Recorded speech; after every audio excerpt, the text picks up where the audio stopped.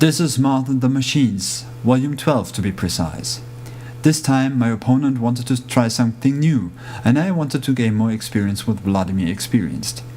So in this issue, Vladimir will attempt to show Irusk what he thinks of having his warjacks taken away from him, preferably by putting something through his head. For scenario we wrote No Man's Land. Enjoy. So what did the commandant bring? First of all himself in his new chubby desktop murderer design. In his battle group, a destroyer. Then a man-of-war Kovnik with marshaled berserker, a min unit of Winter Guard with unit detachment, and a min unit of Iron Fang pikemen with unit detachment. I had Vladimir experienced, the Spriggan Alexander, Widowmakers, the Great Bears of Gallowswood, 2 Manhunters, the feat's main targets, and the omnipresent Gorman the Wolf.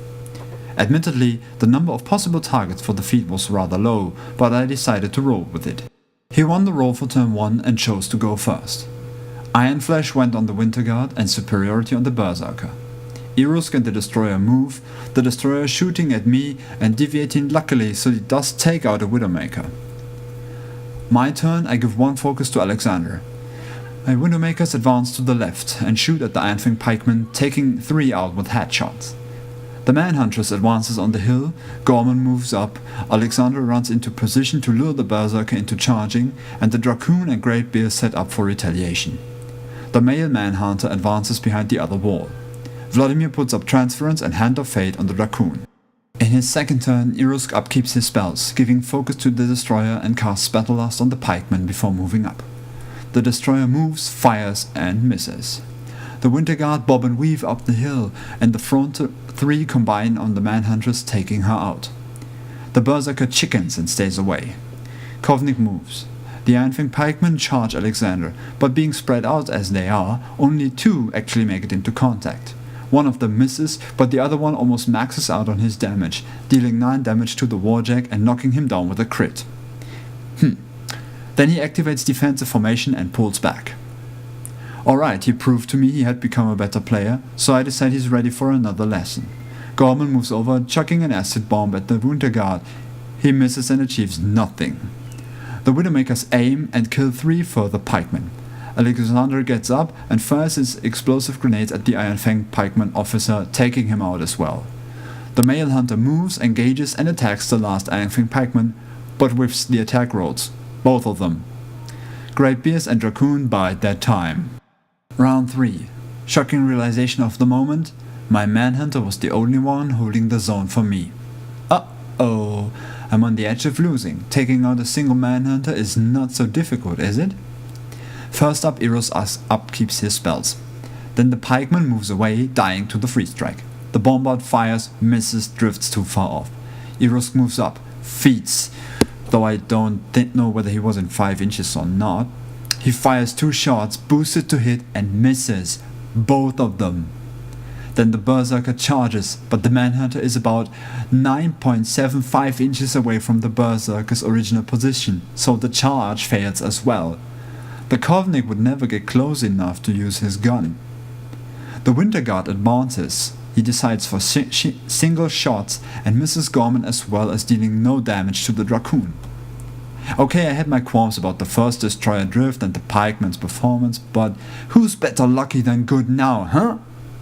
I drop Hand of Fate but keep Transference and give focus to Alexander. The time has come. Vladimir activates, feats, and all eligible models, the Manhunter, the Dracoon and the Widowmakers, go into Oversoul. He casts Assail on Alexander and then moves. Gorman moves and throws another grenade, sticking true to his underperformance. The Widowmakers shoot at the Winter Guard, but one makes his tough check. The Great Bears then run to engage the Winter Guard. The Dracoon charges the Kovnik, one-shotting him. He's not tough. Then Alexander power attack slams the Berserker, hitting and slamming him 7 inches right into the wall. The Berserker loses 1.5 columns from the Super Slam and is now just another jack in the wall. Now the Manhunter's charge lane on Irusk is free. He charges and, well, that's what I rolled for damage with the first swing. Feel my wrath. Finishing strike. Extreme void. However, he makes his tough check. Another axe swing later, he's not so tough anymore. Vladimir wins!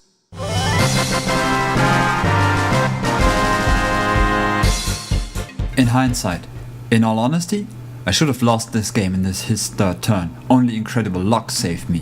What with Irusk under his feet, missing with 2 boosted shots and the Berserker falling short. He did not intentionally stall me, I just forgot for a crucial moment that we're playing scenario, and knowing what Irusk can do, I did not want to be the one springing the trap. If he had cast inhospitable ground at any time, I would probably have been screwed. I should know, since Irusk was my first caster. My favorite scene of the fight was Alexander slamming the Berserker out of the way and right into the building, and the Manhunter knocking all of Irusk's health off in one swing, but him making his tough check. That never worked for me. Next issue it'll be once more time for Lady Z. But for now I'll sum it up with a quote from Harold Pinter, No Man's Land. You did say you had a good war, didn't you? A rather good one, yes. So long, farewell.